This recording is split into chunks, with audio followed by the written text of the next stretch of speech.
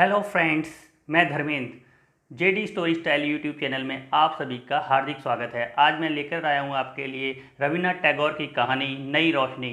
कहानी पसंद आए तो वीडियो को लाइक करें, शेयर करें। बाबू अनाथ बंधु बीए में पढ़ते थे, परंतु कई वर्षों से निरंतर फेल हो रहे थे। उनके संबंधियों का विचार था कि वे इस वर्ष अवश्य उत्तीर्ण हो जाएंगे, पर इस वर्ष उन्होंने परीक्षा देना ही उचित न समझा। इसी वर्ष बाबू अनाथ बंधु का विवाह हुआ था। भगवान की कृपा से वधू सुंदर सदचरित्रा मिली थी। उसका नाम विद्यावासिनी था, किंतु अनाथ बाबू को इस हिंदुस्तानी नाम से घृणा थी। पत्नी को भी वह विशेषताओं और सुंदरता में अपने योग्य न समझते थे, परंतु विंध्यवासिनी के हृदय में हर्ष की सीमा न थी। दूसरे पुरुषों की अपेक्षा वह अपने पति को सर्वोत्तम समझती थी। ऐसा मालूम होता था कि किसी धर्म में आस्था रखने वाले श्रद्धालु व्यक्ति की भांति वह अपने हृदय के सिंहासन पर स्वामी की मूर्ति सजाकर सर्वदा उसी की पूजा किया करती थी। इधर अनाथ बंधु की सुनिए, वह ना जाने क्यों हर समय उससे रुष्ट रहते और तीखे कड़वे शब्दों से उसके प्रेम भरे मन को हर संभव ढंग पर जख्मी करते रहते। अपनी मित्र मंडली में भी वह उस बेचारी को घृणा के साथ स्मरण करते। जिन दिनों अनाथ बंधु कॉलेज में पढ़ते थे, उनका निवास ससुराल में ही था। परीक्षा का समय आया, किंतु उन्होंने परीक्षा दिए बगैर ही कॉलेज छोड़ दिया। इस घटना पर अन्य व्यक्तियों की अपेक्षा विंध्यवासिनी को अधिक दुख हुआ। रात के समय उसने विनम्रता के साथ कहना आरंभ किया, प्राणनाथ, आपने पढ़ना क्यों छोड़ दिया? थोड़े दिनों का कष्ट सह लेना कोई कठिन बात न थी। पढ़ना लिखना कोई बुरी बात तो नहीं है। पत्नी की इतनी बात सुनकर अनाथ बंधु के मिजाज का पारा 120 डिग्री तक पहुंच गया। बिगड़कर कहने लगे, पढ़ने लिखने से क्या मनुष्य के चार हाथ पांव हो जाते हैं? जो व्यक्ति पढ़ लिख कर अपना स्वास्थ्य खो बैठते हैं, उनकी दशा अंत में बहुत बुरी होती है। पति का उत्तर सुनकर विंध्यवासिनी ने इस प्रकार स्वयं को सांत्वना दी, जो मनुष्य गधे या बैल की भांति कठिन परिश्रम करके किसी न किसी प्रकार सफल भी हो गए, परंतु कुछ न बन सके, तो फिर उनका सफल होना ना होना बराबर है। इसके दूसरे दिन पड़ोस में रहने वाली सहेली कमला विंध्यवासिनी को एक समाचार सुनाने आई। उसने कहा, आज हमारे भाई बीए की परीक्षा में उत्तीर्ण हो गए। उनको बहुत कठिन परिश्रम करना पड़ा, किंतु भगवान की कृपा से परिश्रम सफल हुआ। कमला की बात सुनकर विंध्य ने समझा कि पति की हंसी उड़ाने को कह रही है। वह सहन कर गई और दबी आवाज़ से कहने लगी, बहन, मनुष्य के लिए बीए पास कर लेना कोई कठिन बात नहीं, परंतु बीए पास कर लेने से क्या होता है? विदेशों में लोग बीए और एमए पास व्यक्तियों को घृणा की दृष्टि से देखते हैं। विंध्यवासिनी ने जो बातें कमला से कही थीं, वे सब उसने अपने पति से सुनी थीं। नहीं तो बेचारी को विलायत का हाल क्या मालूम था। कमला आई तो थी हर्ष का समाचार सुनाने, किंतु अपनी प्रिय सहेली के मुख से ऐसे शब्द सुनकर उसको बहुत दुख हुआ।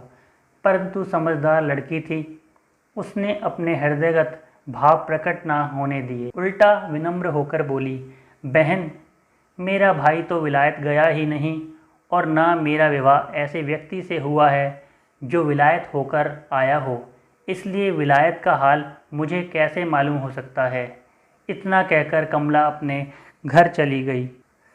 किंतु कमला का विनम्र स्वभाव होते हुए भी ये बातें विंध्या को अत्यधिक कटु प्रतीत हुई। वह उनका उत्तर तो क्या देती, हाँ, एकांत में बैठकर रोने लगी। इसके कुछ दिनों पश्चात एक अजीब घटना घटित हुई, जो विशेषतः वर्णन करने योग्य है। कलकत्ता से एक धनवान व्यक्ति, जो विंध्य के पिता राजकुमार के मित्र थे, अपने कुटुंब सहित आए और राजकुमार बाबू के घर अतिथि बनकर रहने लगे। क्योंकि उनके साथ कई आदमी और नौकर चाकर थे, इसलिए जगह बनाने को राजकुमार बाबू ने अनाथ बंधु वाला कमरा भी उनको सौंप दिया और अनाथ बंधु के लिए एक और छोटा सा कमरा साफ कर दिया। यह बात अनाथ बंधु को बहुत बुरी लगी। तीव्र क्रोध की दशा में वह विंध्यवासिनी के पास गए और ससुराल की बुराई करने लगे। साथ ही साथ उस निरपराधिनी को 2-4 बातें सुनाई। विंध्य बहुत व्याकुल और चिंतित हुई, किंतु वह मूर्ख न थी। उसके लिए अपने पति को दोषी ठहराना योग्य न था। इसके बाद एक दिन अवसर पाकर उसने पति से कहा कि अब यहाँ रहना ठीक नहीं, आप मुझे अपने घर ले चलिए। इस स्थान पर रहने में सम्मान नहीं है। अनाथ बंधु परले सिरे के घमंडी व्यक्ति थे। उनमें दूरदर्शिता की भावना बहुत कम थी।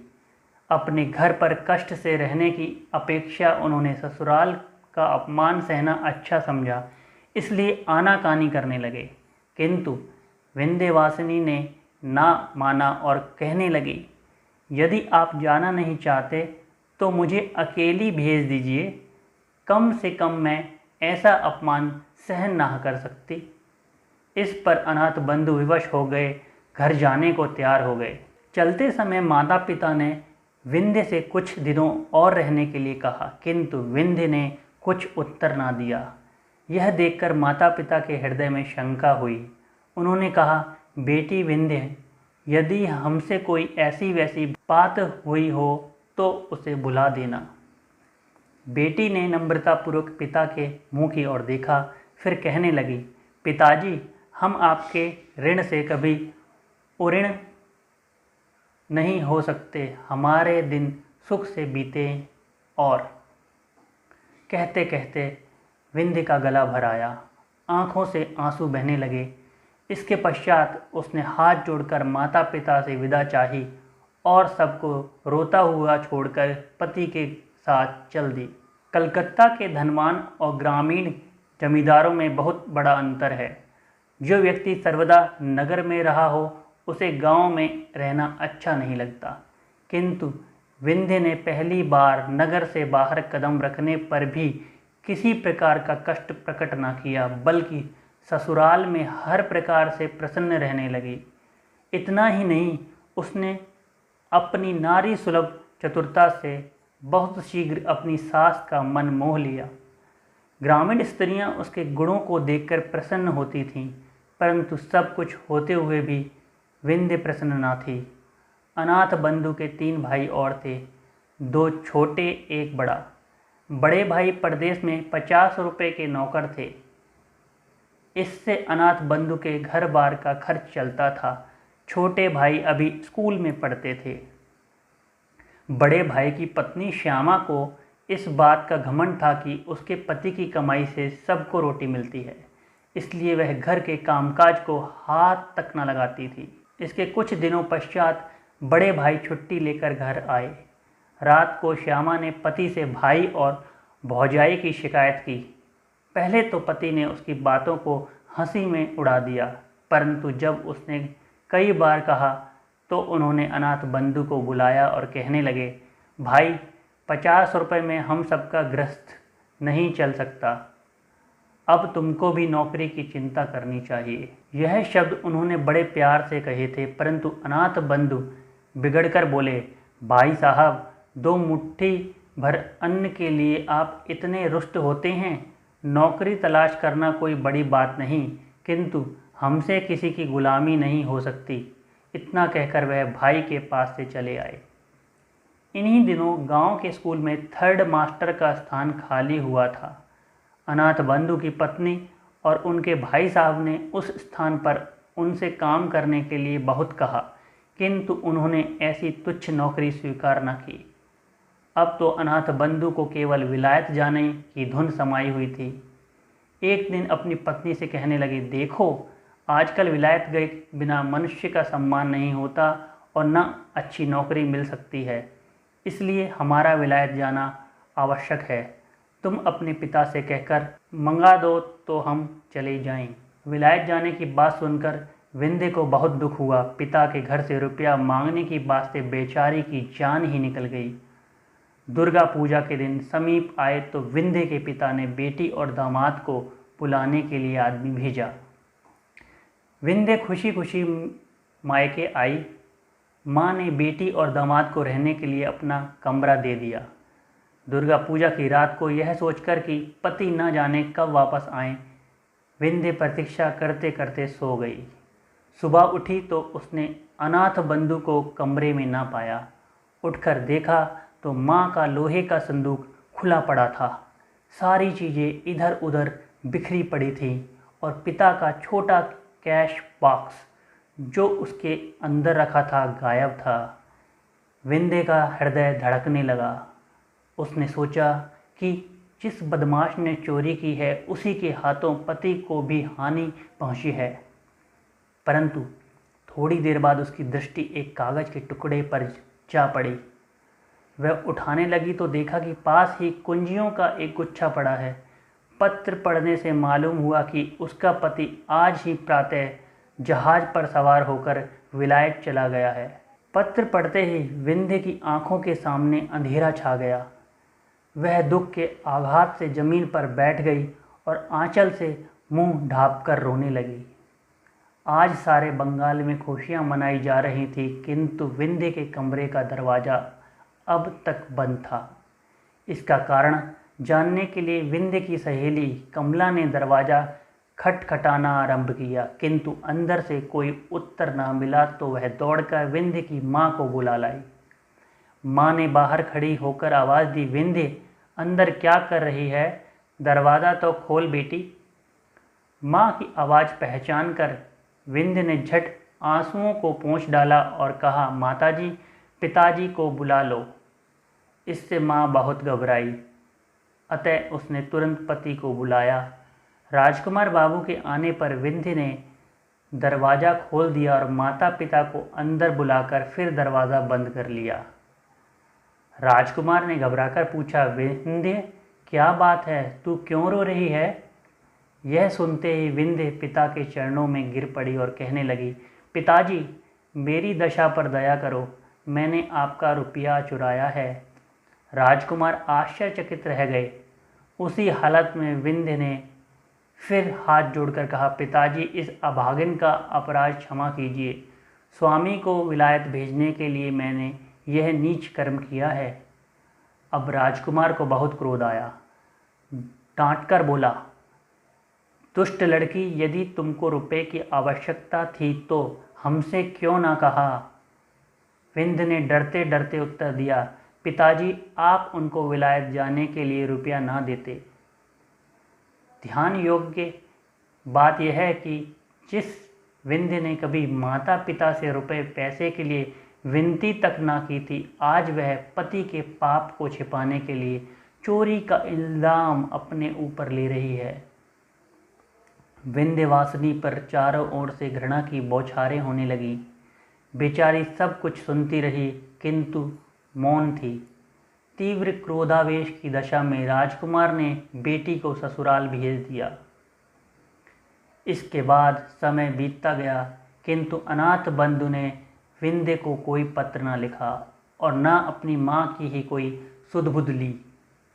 पर जब आखिरकार सब रुपए जो उनके पास थे खर्च हो गए तो बहुत ही घबराए और विंध्य के पास एक तार भेजकर तकाजा किया।